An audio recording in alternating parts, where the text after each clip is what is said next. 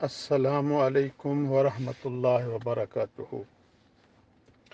اللہ کے تمام نبیوں پر اللہ کی سلامتی ہو اور آپ پر بھی اللہ کی سلامتی ہو۔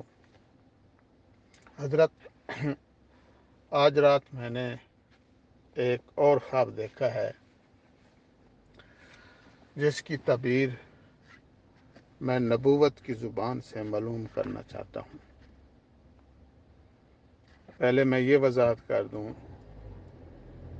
کہ دوسرا دن ہے، مجھے مسلسل ہر رات خواب آ رہے ہیں، جبکہ پہلے مجھے خواب نہیں آتے تھے۔ کبھی کبھی کوئی تھوڑا بہت آتا تھا اور یاد بھی نہیں رہتا تھا، لیکن کل رات اور آج رات حضرت مسیح الزماں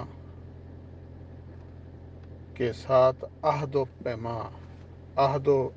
وفا کرنے کے بعد یہ میں ایک کل خواب دیکھا تھا جس کا میں مطلب کچھ اور سمجھ رہا تھا، لیکن زبان نبوت سے جو مطلب سامنے آیا وہ کچھ اور تھا۔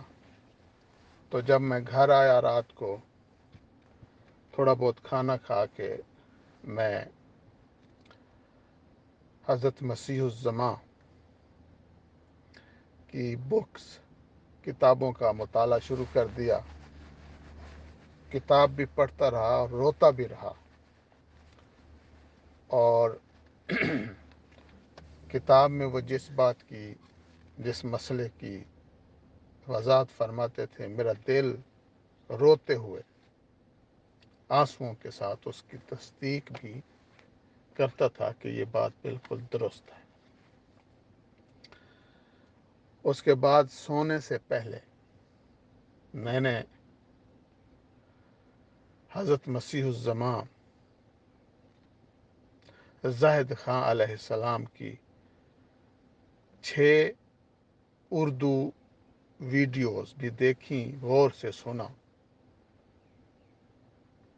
اور ان ویڈیو کو سننے کے ساتھ میں روتا بھی رہا اور ان ویڈیوز کو توجہ اور خاموشی کے ساتھ سنتا بھی رہا۔ اس طرح اللہ سے دعا بھی کرتا رہا کہ یا اللہ، تو میرے دل کو پاک اور صاف کر دے۔ تو اس دوران تقریباً لیٹ 1-2 بجے کے قریب مجھے نیند آئی، جبکہ پہلے میں 10-11 بجے سو جاتا تھا۔ آج رات مجھے تقریباً 1 کے بعد 2 بجے کے قریب نیند آئی۔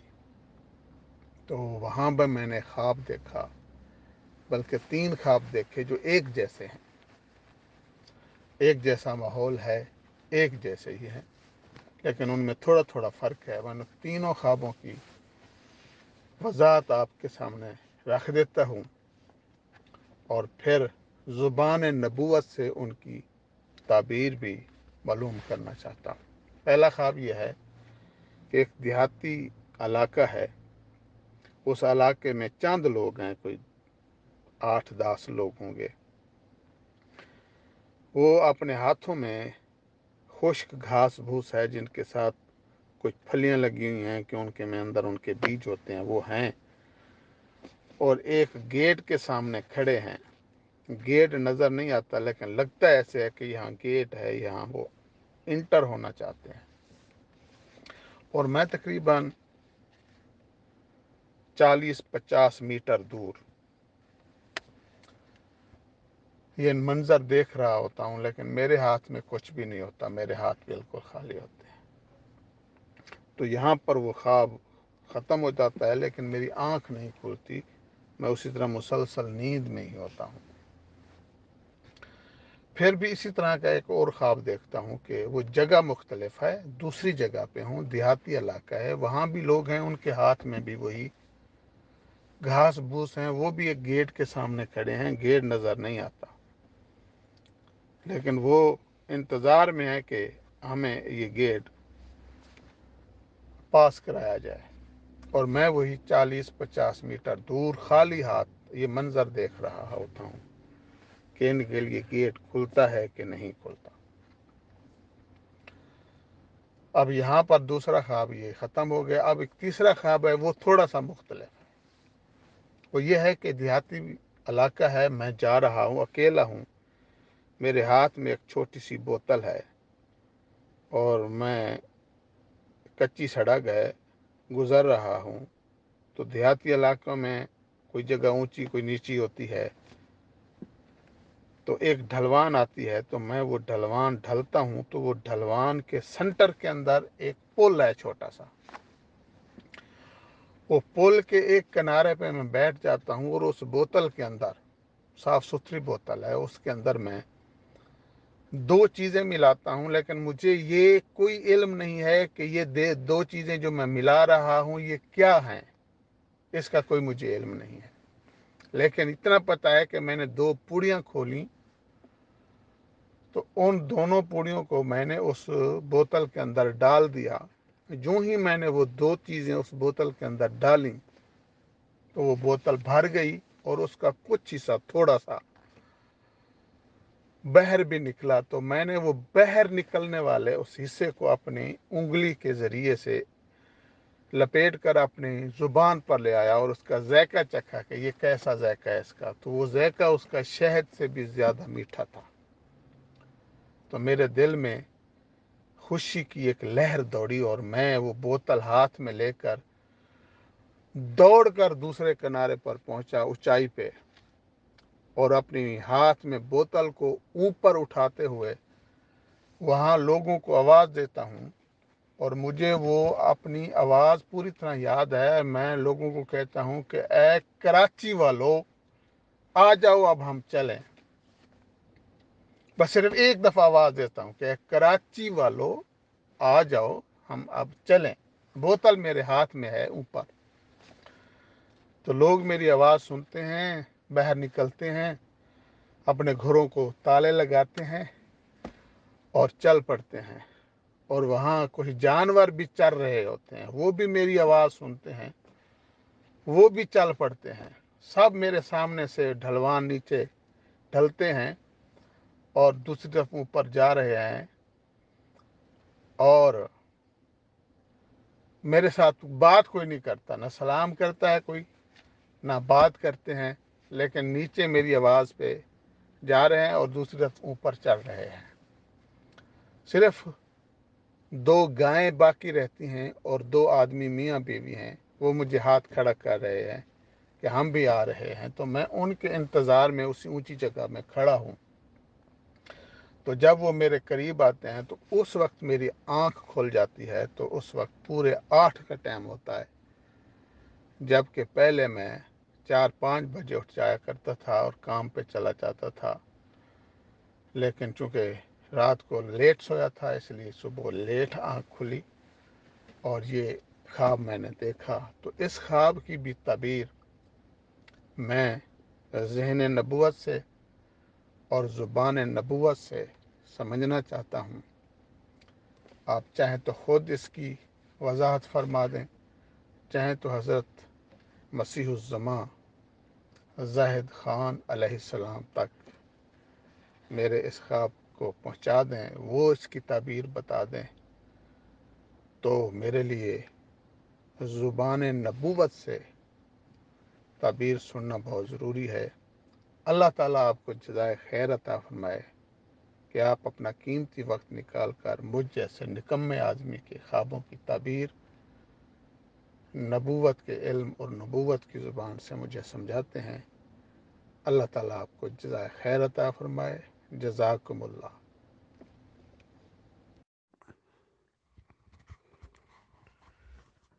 خدا کی سلامتی ہو اطہر آپ پہ بھی اور ان اشفاق صاحب پہ بھی۔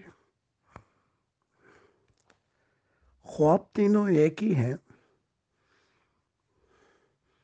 لیکن تھوڑی سی تعبیر میں فرق آ جاتا ہے۔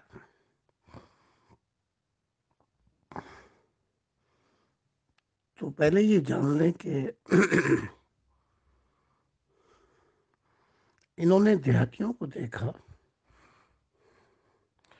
ان کے پاس گھاس پھوس اور ان میں دانے ہیں، جیسے انہوں نے بتایا، اور وہ گیٹ کا انتظار کر رہے ہیں، لیکن یہ فاصلے پہ ہیں۔ یہ جو گیٹ ہے یہ آخرت کا دروازہ ہے، جس سے جو گزر جائے پھر وہ واپس نہیں آتا۔ گھاس جو ہے یہ ایمان ہے،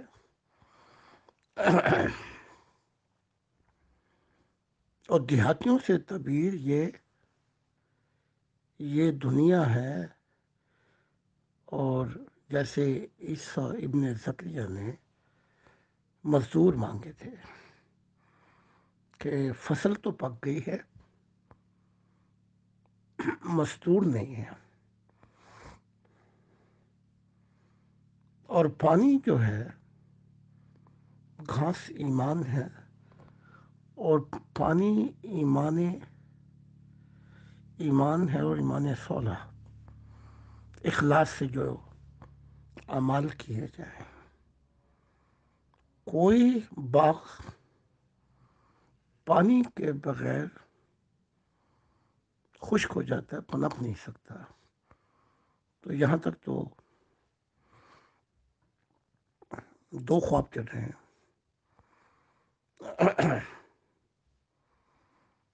تو دیہات جو ہے یہ دنیا بھی ہے، اور یہ مددگار مانگنا تھا عیسیٰ ابن زکریا کا، کہ کوئی ہے جو اللہ کے لیے میرا مددگار ہو۔ تو جو حوارین تھے انہوں نے کہا ہم تیرے مددگار ہیں اس دنیا میں۔ تو یہ جو لوگ دیکھ رہے ہیں یہ مسیح الزمانہ کی طرف جا رہے ہیں، لیکن دنیا کی تعداد کے مطابق بہت تھوڑے ہیں۔ اب یہ اشفاق صاحب 40-50 میٹر دور ہے، تو یہ دیکھ رہے ہیں، تو ان کا سفر ابھی لمبا ہے۔ اچھا، یہاں تک تو یہ دو خوابیں ایک ہی سمت پہ چل رہی ہیں، لیکن تیسری خواب میں نقشہ بدل جاتا ہے، تو میں آگے پیش کرتا ہوں۔ تیسرا خواب جو ہے اس میں نقشہ جو بدلتا ہے وہ یہ ہے کہ بوتل آپ کے ہاتھ میں ہے۔ یہ بوتل جو ہے اگر چھوٹی ہو تو دیکھنا یہ ہے کہ ہم اس میں کون سی قیمتی چیز ڈالیں جو قدر و قیمت ہمیں آخرت میں بھی فائدہ دے دے۔ اسے تھوڑا سا ہٹ کے مراد یہ بھی ہے، دل ایک ایسا ہیرا ہے، جب یہ خدا کی محبت میں رنگین ہو جاتا ہے تو اگر یہ گندگی میں بھی گر جائے اور اس گندگی میں سالہ سال بھی رہے، اور اگر پھر کوئی اٹھا کے اسے اٹھا لے گندگی سے، تو اس ہیرے کی قدر و قیمت میں کوئی فرق نہیں آتا۔ تو یہ جو دعا تھی کہ میرے دل کو پاک کر دے، یہ اس بوتل کی طرف اشارہ ہے۔ اب اشفاق صاحب اس خواب کے اندر ڈھلوان سے گزرتے ہوئے ایک پل پہ پہنچتے ہیں۔ اس پل کو آخرت کا پل صراط مستقیم جان لیں، یا یہ وہ پل ہے جہاں انسان کی زندگی مادیت سے روحانیت کی طرف آتی ہے۔ اب انہوں نے وہ پڑیاں کھولی، اس میں کچھ چیز ڈالی، اس کے مطابق وہ بھر گئی، پھر جب ذائقہ چکھا تو وہ شہد جیسا تھا۔ تو خدا نے سیدنا ابراہیم سے کہا تھا اگر تو میرے وعدوں پہ چلے تو میں تجھے اس سرزمین کی طرف لے آؤں گا جہاں پر شہد اور دودھ کی نہریں ہوں گی۔ اب شہد سے مراد جو ہے اسے خدا کی محبت لیا جائے گا، اور دودھ سے مراد حق تعالیٰ کا علم اور سچائی لی جائے گی کہ جو سچ ہے وہ سامنے آیا، جو بیت گیا وہ تو سپنا تھا۔ سو دودھ سے مراد علم، حق تعالیٰ کے راز کھولے جائیں گے۔ اب اشفاق صاحب آواز دیتے ہیں اور کہ اے کراچی والوں آؤ، تو لوگ باہر نکلتے ہیں یا دروازوں کو بند کر کے خاموشی سے ان کی طرف چل پڑتے ہیں۔ تو اپنے تالے لگانے سے مراد اپنے گھروں کو وہ خیر بات کہتے ہیں، پرانی دنیا کو، اور نیا سفر اختیار کرنا چاہتے ہیں خاموشی سے، چھپ کر، جیسے محمد عربی نے کہا تھا مکہ میں کہ ابھی اپنے مسلمان ہونے کا ذکر مت کرنا، خاموش اختیار کرو، ابھی وقت نہیں آیا۔ تو وہ خاموشی سے چل پڑتے ہیں۔ کراچی سے مراد لی جائے گی مادی دنیا۔ یہ کراچی والے یہ مادی دنیا کو بہت اس کے لیے بھاگتے ہیں، مٹیریل ورلڈ۔ تو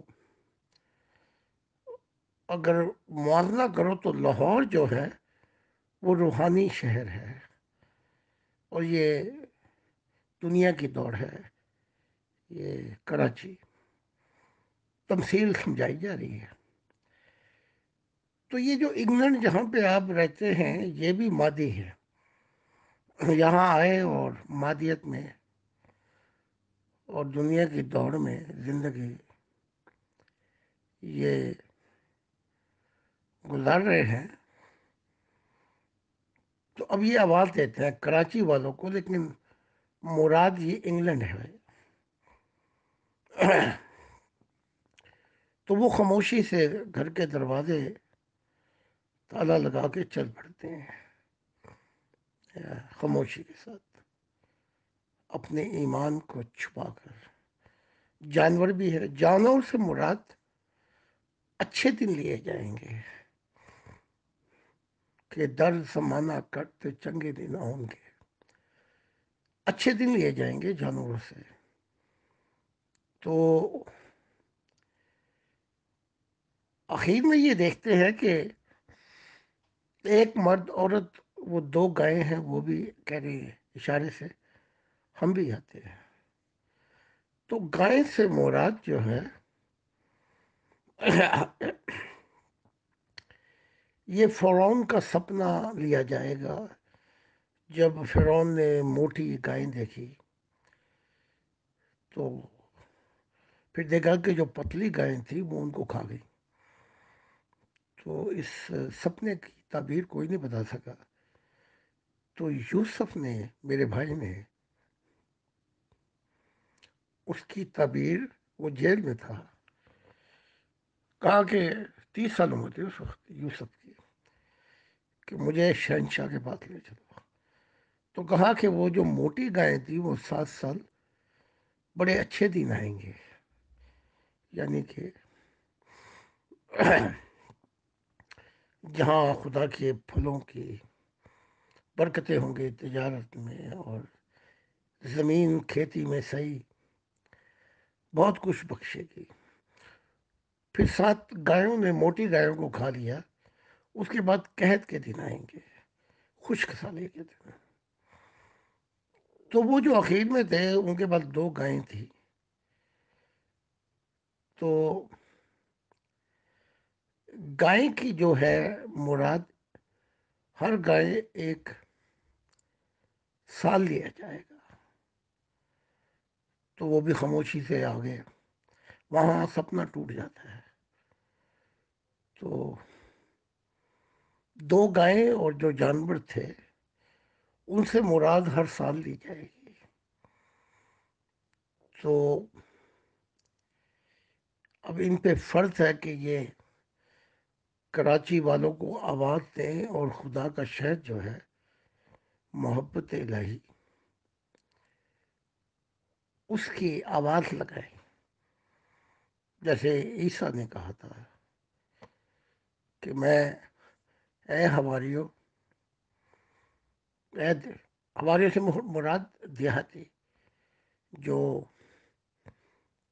پھل جب پک جاتا ہے تو دیہاتی محنت کرتے ہیں کہ پھل تو پک گیا، لیکن اس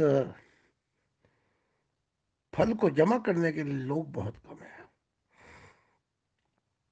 تو اب ان پہ فرض بن گیا ہے کہ یہ انسانیت کو بتائیں، یا انگلینڈ میں یہ کراچی والے ہیں کہ اے کراچی والو میرے ساتھ آؤ، اور میں تمہیں بتاتا ہوں کہ خدا کی محبت کہاں ملے گی تمہیں۔ اور جانور جو ہیں، ہر جانور 1 سال لیا جائے گا، تو ان کی تبلیغ اور ان کی محنت سے لوگ خدا کی محبت کو پانے کے لیے خاموشی سے مسیح الزمانہ کی آواز پر ایمان لے کے آئیں گے۔ اور یہ انگلینڈ کے اندر یہ کہاں بھی ہے، ان سے خدا کام لے گا۔ تو جب یہ اٹھے تو 8 بجے ہوئے تھے، نمبر 8 جو ہے اسے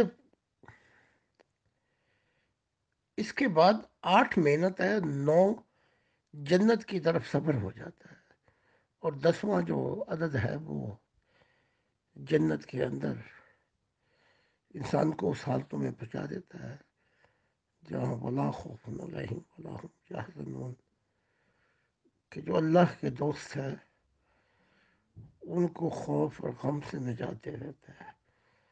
تو اگر کچھ چیز رہ گئی ہے، کیونکہ بڑھاپا بھی ہے، تو پھر پوچھ لیں، یہ مراد ہے تینوں خوابوں سے، بس وہ آخر میں تیسرا خواب بدل جاتا ہے۔ تو میں نے دعا کی تھی اشفاق صاحب کے ساتھ کہ اے خدائے واحد، اے میرے سچے والدین اس دنیا اور آخرت میں، تو نے مجھے اپنا دل کہا، تو 3000 کم سے کم اشفاق جیسے لوگ اور تھے، تاکہ یہ سلسلہ انگلینڈ میں بھی چل سکے، اور تیری برکتیں اس شخص کے ساتھ ہوں۔ خدا حافظ۔ ہاں، اگر گائے کو ذبح ہوتا دیکھے تو اس سے مراد مومنوں کی نبیوں پر وہ فرما بردار نہیں ہوتے۔ اگر ذبح ہوتا دیکھے تو جیسے محمد عربی نے بھی کہا، خواب دیکھی کہ میں گائے کو ذبح ہوتا دیکھتا ہوں، تو پھر احد کے اندر بڑا نقصان ہو گیا، 70 صحابہ شہید ہو گئے۔ نبی کا کہنا نہیں مانا، آپ کہتے تھے کہ مدینے میں رہ کر دفاع کیا جائے، اور سلیمان فارسی نے ایرانیوں کا نیا طریقہ ایجاد کیا، خندق کھودی، نہیں سوری، احد میں، کہ مدینے میں رہ کر تو پھر جوان تھے وہ کہنے لگے کہ ہم تو باہر نکل کے حملہ آور ہوں گے. تو غالباً احد کا جو پہاڑ وہ تو سنا ہی ہوگا آپ نے، اگر میں غلط نہیں ہوں تو 80 کلومیٹر یا میل کی وہاں پہ یہ ہوئی، اور نافرمانی کی آپ نے 50 تیر انداز بٹھائے تھے اور کہا تھا جو کچھ ہو تم یہ جگہ نہ چھوڑنا. انہیں چھوڑ دی اور پھر نافرمانی کی، پھر نبی کی بات نہیں مانی. آپ نہیں چاہتے تھے، پھر آپ ہتھیار لگا کے باہر آ گئے تو کہا کہ پھر پچھتائے، کہنے لگے نہیں جیسے آپ نے کہا ہم ویسے ہی کرتے ہیں مدینے میں رہ کے. آپ نے کہا کہ ہتھیار لگا کے جب میں آ گیا ہوں اب نبی کو زیب نہیں دیتا، تو پھر نقصان ہو گیا. تو ذبح اگر گائے کو دیکھے تو نافرمانی ہے، اگر موٹی تعداد دیکھے تو جان لو کہ یہ خدا کی برکتیں ہوں گی، مینا برسے گا دل پر، الہام ہوں گے وہی الہی ہوگی. تو یہ 19-20 کا فرق آ جاتا ہے. میں نے کہا یہ بھی بتا دوں کیونکہ وہ ذہن سے نکل گیا تھا. ہاں یہ جنگ احد پر گائے کو ذبح ہوتے دیکھا تھا، تو پھر اس کا نقصان ہو گیا. امید ہے آپ سمجھ جائیں گے ہوں گے.